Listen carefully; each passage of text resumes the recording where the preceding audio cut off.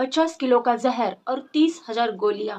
यह शख्स मुंबई में बांटने वाला था और इसने एक दो लोगों को भी यह गोलियां दी भी थी, लेकिन उसकी कोशिश थी कि यह जो सारे कैप्सूल्स है 30,000 गोलियां वो लोगों को बांटने वाला था, जिसके कारण मुंबई में एक और नया हादसा बन सके और यह सब की जिन्होंने यह गोलियां ली है वो सारे लोगों की जान भी जा सके। यानी कि एक सामूहिक हत्याकांड वाला एक मामला मुंबई में फिर से एक बार होने जा रहा था, लेकिन यह मामला आगे बढ़ा नहीं और यह मामला यहीं पर ही खत्म भी हो गया।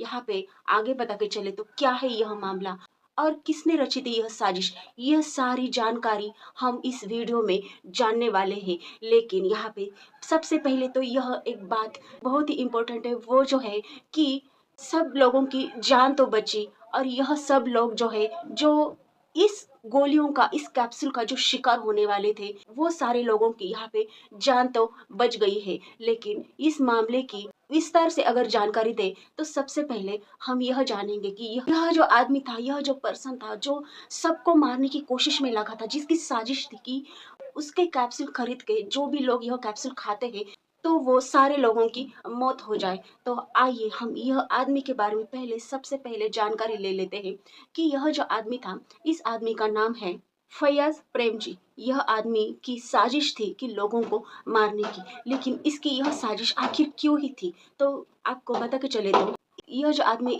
इसके खिलाफ पुलिस ने एक ऐसी साजिश का खुलासा किया है कि जिसने सभी को चौंका भी दिया है। यह जो आरोपी है यानी कि फैयाज प्रेमजी, यह जो एक आरोपी था, यह मुहर्रम के जुलूस में शामिल लोगों को जहरीली कैप्सूल्स बांट रहा था और वो यह देखकर यह कैप्सूल्स बांट रहा था कि यह इम्यूनिटी बढ़ जाएगी, एक एनर्जी सा फील हो जाएगा।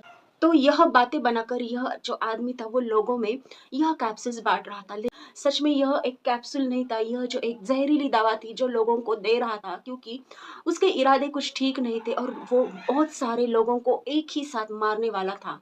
और इसने यह जो सारी कैप्सूल है, ऐसी कैप्सूल करीब करीब 30,000 क्वांटिटी में की थी। मतलब जो है इसका क्या ही इरादा था कि एक साथ 30,000 लोगों को मार सके।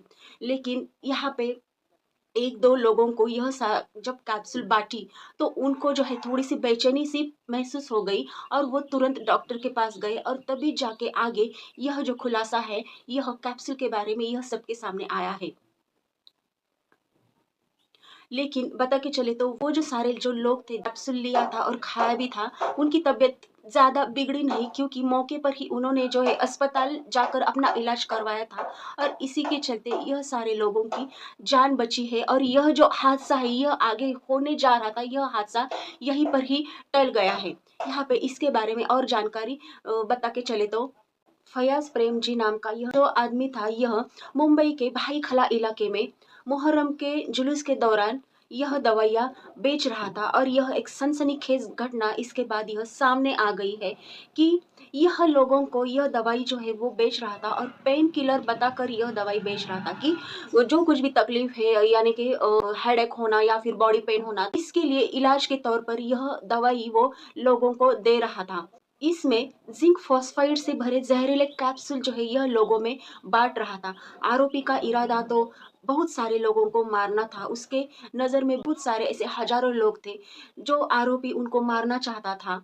लेकिन मुंबई पुलिस ने सतर्कता दिखाते हुए आरोपी को गिरफ्तार किया है और 14,000 से भी अधिक जहरीले कैप्सूल वो आदमी से यानी कि फयाज से बरामद किए हैं। अभी आपको बता के चलते हैं कि यह जो साजिश है ये फयाज कैसे कर रहा था, इसके बारे में अधिक जानकारी बता के चले तो आरोपी का यह मकसद था कि 14,000 से भी अधिक कैप्सूल वो लोगों में बांटे और यह सारे लोगों की मौत भी हो जाए। लेकिन यह सतर्कता पुलिस ने वक्त आने पर ही दिखाई और उसके पास से सारे कैप्सूल्स भी बरामद किए। और यह जो मुंबई में एक जुलूस के दौरान, मुहर्रम के जुलूस के दौरान यह एक बहुत ही खतरनाक और गंभीर सनसनीखेज घटना यह सामने आने वाली थी और इससे कई सारे लोगों की जान को भी खतरा हो सकता था। फयाज प्रेमजी नाम का यह जो शख्स था, यह पेन किलर बताकर लोगों को जिंक फॉस्फाइड से भरे जहरीले कैप्सूल्स लोगों में बांट रहा था। यह इरादा हजारों लोगों को निशाना बनाने का था। उसकी नज़र में बहुत सारे लोग उसको मारने थे, लेकिन यह उसकी जो कोशिश थी यह नाकामयाब हो गई है।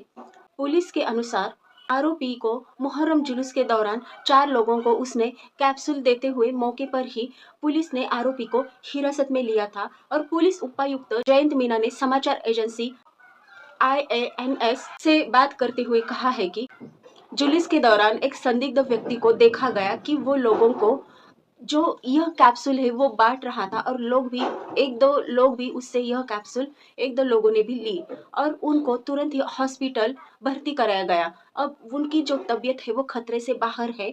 और पुलिस उपायुक्त मीना के मुताबिक शनिवार को करीब 4 बजे पुलिस को सूचना मिली कि एक जो व्यक्ति था उसको पेट दर्द और उल्टी की शिकायत हो रही है। इसके बाद पुलिस की टीम ने जल्द ही संदिग्ध यह जो आदमी था फयाज हिरासत में लिया और उसके पास से करीब करीब 14,000 कैप्सूल्स बरामद किए हैं। यहाँ पे यह जो आरोपी था उसके अनुसार वो बताता है कि उसने मुहर्रम जुलूस को निशाना बनाने का अपना इरादा कबूल किया है। पुलिस ने आरोपी की पहचान पुणे निवासी फयाज, यानी कि यह जो निवासी था, यह जो फयाज था, ये पुणे का निवासी था। यह जो फयाज है यह एक पेंट का व्यापार करता था। और मुंबई पुलिस उपायुक्त DCP सेंट्रल जोन मीना के अनुसार यह जो फयाज प्रेमजी था, यह मुहर्रम जुलूस के दौरान यह कैप्सूल्स बांट रहा था। पुलिस की पेट्रोलिंग टीम ने शक होने पर यह सारे कैप्सूल्स है वो फयाज से बरामद किए। वो लोगों को जान से मारने की कोशिश कर रहा था और एटलीस्ट कम से कम 14,000 लोगों की तो मौत हो जाए, यह उसका एक प्राथमिक इरादा था। लेकिन पुलिस ने यह सारे जो उसके जो इरादे हैं, इसको पुलिस ने वक्त पर ही सतर्कता दिखाकर यह फयाज को अब हिरासत में लिया है। और आरोपी का यह कहना है कि उसने ऐसे 30,000 कैप्सूल्स बनवाए थे, लेकिन उसने वो 30,000 कैप्सूल्स लोगों में नहीं बांटे थे। उसका एक टारगेट था कि कम से कम 30,000 ऐसे कैप्सूल वो बनवाए और लोगों में बांटे, लेकिन यह उसका इरादा अभी बिल्कुल फेल हो गया है।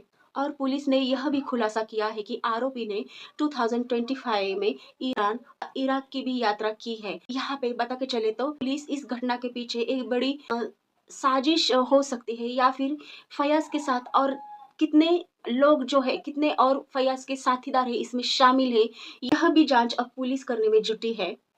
और फिलहाल तो जो है अभी ये जो फयाज है ये पुलिस कस्टडी में है और इसके बारे में आगे की ज़्यादा छानबीन अब शुरू है। पुलिस इसके बारे में अधिक जानकारी ले रहे हैं। लेकिन आपको ऐसी ही न्यू इन्फॉर्मेशन के लिए अगला वे खास को सब्सक्राइब करना है, लाइक करना है, शेयर करना, कमेंट कीजिए। मिलते हैं अगले नेक्स्ट वीडियो में। तब तक के लिए आप अपना ख्याल रखिए, अपनी फैमिली का ख्याल रखिए। तब तक के लिए बाय बाय फ्रेंड।